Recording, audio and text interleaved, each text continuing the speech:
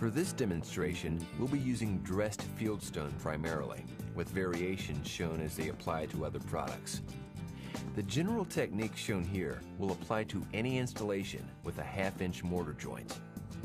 If your project has outside corners, always begin the install with those. Notice that each corner piece has a long leg and a short leg. These should alternate as you go up the corner. Apply mortar using any of the methods described in the mortar techniques section. Press each piece into the mortar bed firmly enough to squeeze some mortar out around the edges of the piece. This will ensure a good bond. As you place each piece, be sure the mortar joint remains consistent.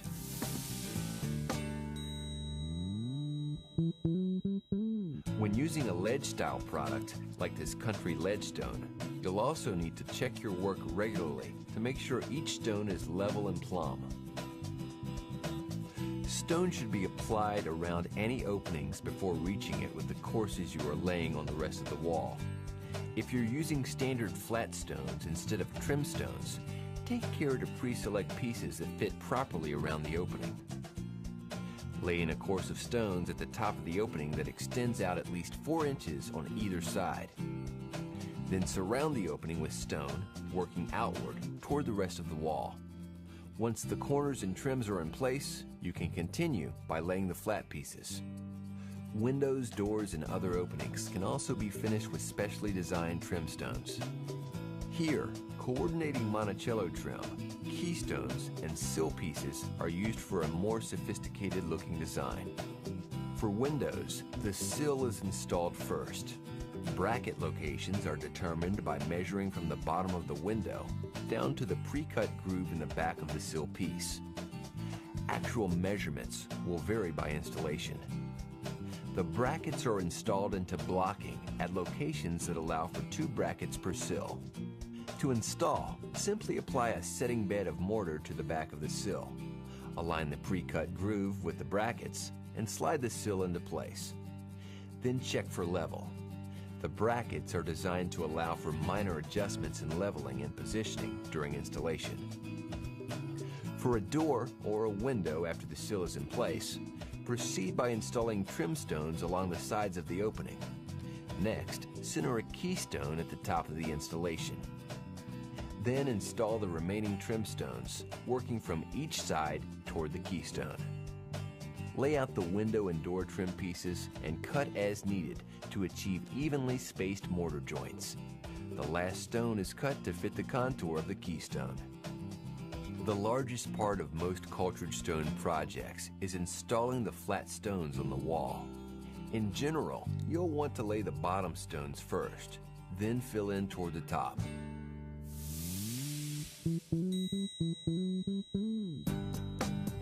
Ledge-style stones should be installed from the bottom up, checking occasionally to make sure each stone is level and plumb. Keep your mortar joints as consistent as possible, approximately a 1/2 inch wide, depending on the type of stone you're installing. The mortar itself need not be smooth between the stones just yet. We'll be getting to that shortly. As you work, use small pieces to fill in voids.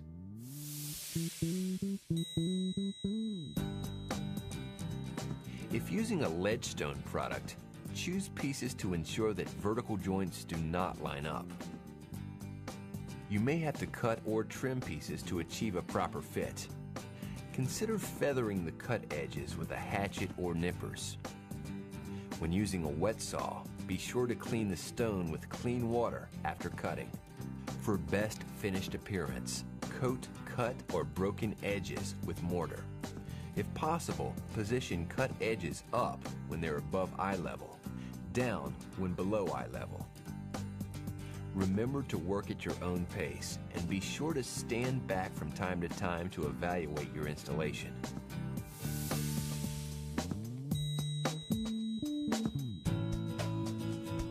Cobble field is a unique texture that is also generally installed with a 1/2 inch mortar joint.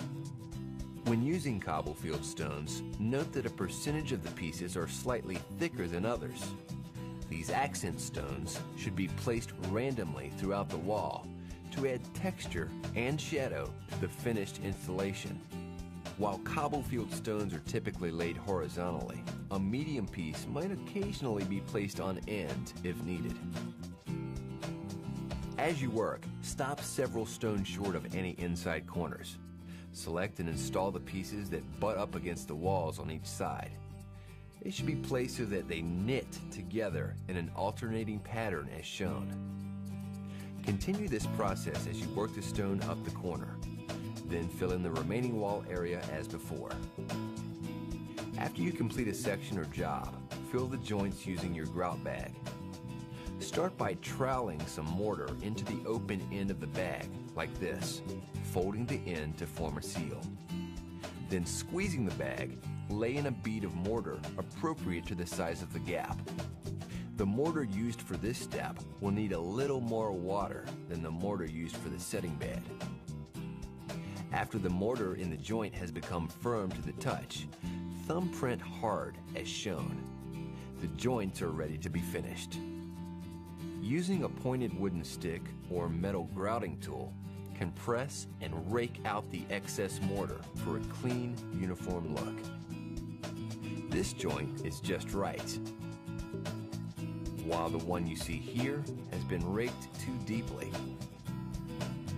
Consistency is the key here, so keep checking back on your previous work as a reference, both for finishing the joints and helping keep the joint width consistent.